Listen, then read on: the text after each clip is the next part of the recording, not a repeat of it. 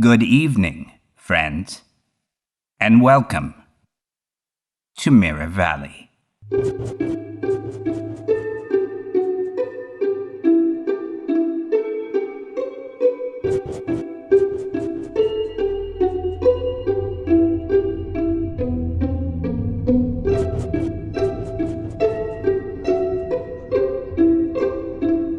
Good evening, friends. There appears to be a new story in my book. Let's take a look, shall we?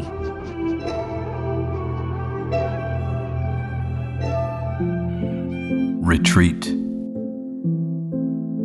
Bill had been riding the train to work every morning for more than 10 years, and this morning was no different. After too little sleep, an alarm that went off too early, breakfast across the table from a disinterested wife that was too eager to rush him out of the house, a walk to the train station that was much too long, and a train that, as usual, was much too late. Bill settled into his seat, trying his best to focus on the morning paper while the prospect of another day of soul-withering drudgery loomed ahead. Bill hated his job. He was used to it, or was at least numb to the misery most of the time, as one becomes with unpleasantness that can't be avoided. It wasn't that his job was particularly bad as jobs go. In fact, Bill had worked many of them over the years, and by most objective measures, his current position at the marketing agency of Bernays and Brown was the best of them all. The pay was good. He had a reasonable amount of autonomy. He was respected amongst his co-workers. But Bill, to put it quite simply, hated his work.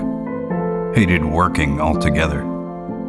To spend almost every day of his life focused on meeting the expectations of others just to keep a roof over his family's head.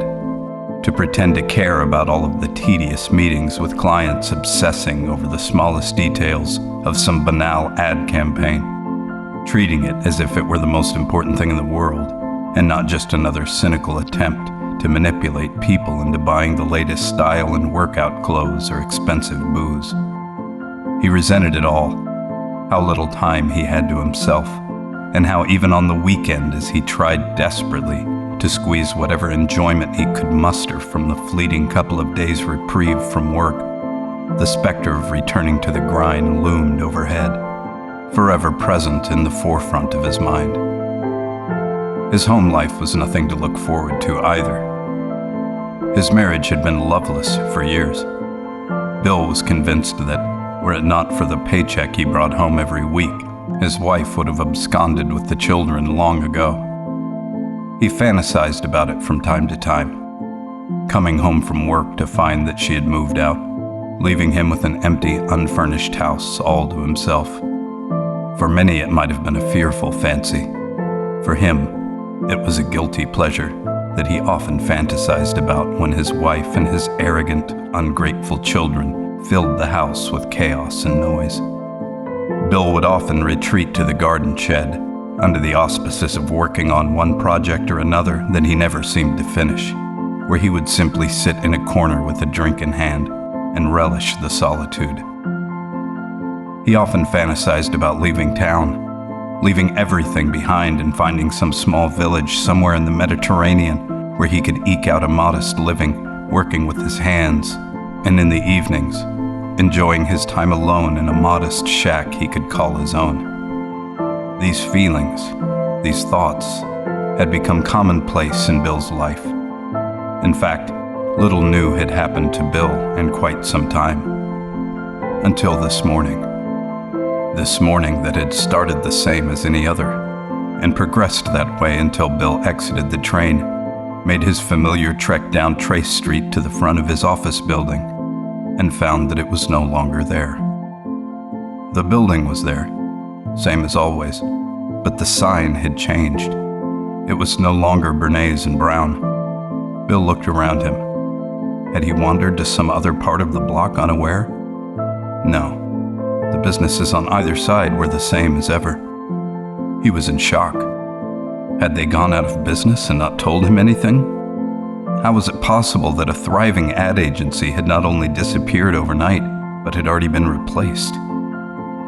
He stepped inside, and was instantly greeted by the woman behind the counter. He asked her if she knew what had happened to the ad agency that had previously been in the building. The lady shrugged, saying she had no idea. It was so long ago, she said. They'd been in this location for almost 15 years. Bill started to argue but stopped himself. Instead, he simply nodded a thank you and wandered wordlessly out into the street. Once again, he checked his surroundings to be sure that he hadn't wandered off course. He hadn't. He wasn't sure what to make of it. Perhaps someone was playing a prank on him. But how? And why? Bill wandered the streets for a while, in a daze, wondering what to do next. Finally, after walking by the building one more time to make sure he hadn't imagined the whole thing, he hadn't. He walked back to the train station and grabbed the next train back home. He would take the day off, worry about it later. Surely it would sort itself out. By the time he got off the train at his usual stop, he was already fantasizing about curling up in a corner of the garden shed with a good book and a stiff drink.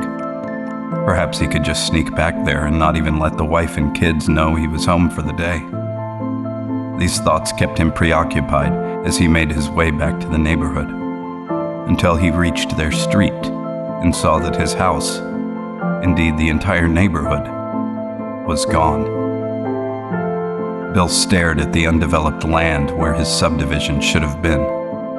What the hell was going on here, he thought to himself. This can't be.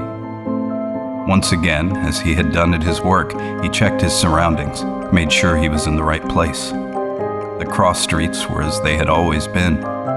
This was his street. Only it wasn't. Not anymore. He stood staring for what felt like an eternity. His mind was reeling, grasping for some sort of explanation, anything that could make sense of the impossible reality he was experiencing. It simply couldn't be. Houses, entire neighborhoods didn't just vanish. Finally, not knowing what else to do, he put one foot in front of another and made his way back to the train station. Only there was no train station. In fact, there was nothing there at all. Had he taken a wrong turn somewhere? He turned to retrace his steps, only to find that the sidewalk he had just walked on was no longer there either. In fact, there was nothing at all. Not anywhere. In every direction, there was no development, no sidewalks, no roads, no signs of life whatsoever. Just nature. Just trees. He should have been panicking now, but instead, Bill found himself strangely calm. He started walking in what he guessed was the direction he'd come from, but no matter how far he went, there was nothing more to see. Just trees. Just nature as far as the eye could see. Finally, Bill stopped walking. He looked around, feeling the wind on his face as it blew through the trees around him, hearing the carefree chirping of the birds flitting in and out of them.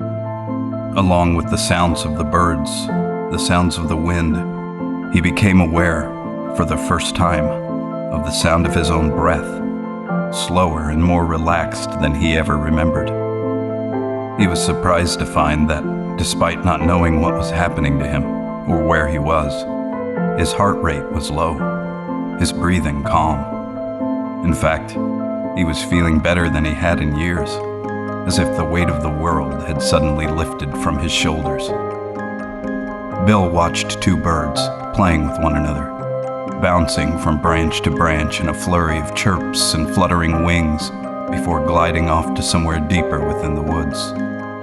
He watched them fly away, and then slowly, with great care, he removed his suit, tie, and the rest of his outfit, folding each piece carefully and placing them neatly, one on top of the other, until all of his clothes were stacked on the ground beside him.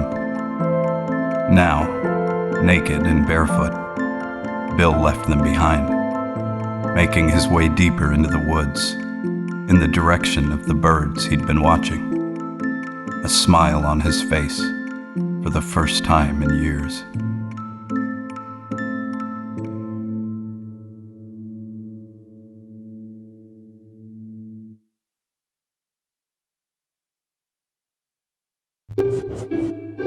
Nothing quite like ending an evening with a good book. When I discover another new tale in these pages, I'll be sure to let you know.